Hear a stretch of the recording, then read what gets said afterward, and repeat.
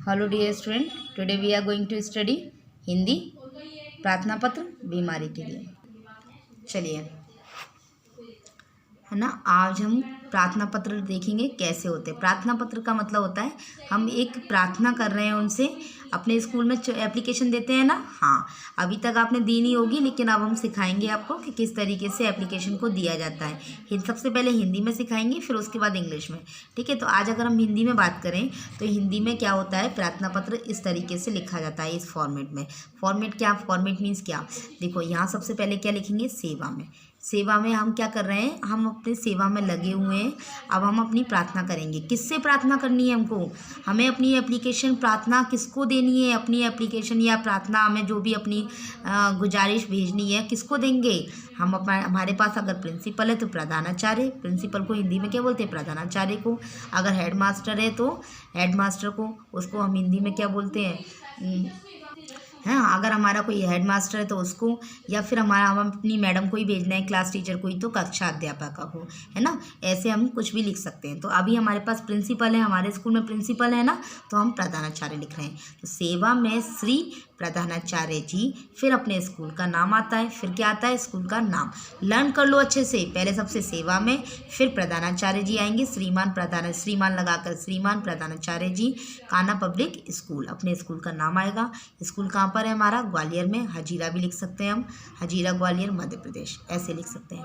फिर हमें विषय बताना होगा। विषय मतलब हम किस लिए, हम ये प्रार्थना पत्र क्यों लिख रहे हैं, ये एप्लीकेशन क्यों लिख रहे हैं हम, तो हम ये विषय लिखेंगे, बीमारी के कारण अवकाश हेतु, या बीमारी के कारण छुट्टी के लिए, ऐसे भी लिख सकते हैं। ठीक है, बीमारी के कारण छुट्टी के लिए या अवकाश। अवकाश का मतलब क्या होता है, छुट्टी।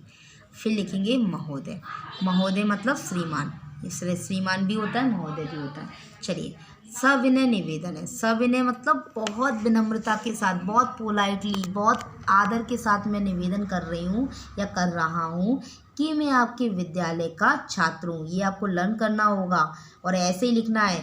ये सेवा में यहीं लिखना है, फिर ये पूरा स्कूल का नाम ये है, यहीं पर लिखेगा, यहीं आएगा, इसी साइड, उल्टे हाथ की तरफ, लेफ्ट हैंड साइड, समझ में आ रहा है। उसके बाद विषय आएगा उसके नीचे, विषय में ऐसे ही लिखना है, फिर लिखना है महोदय।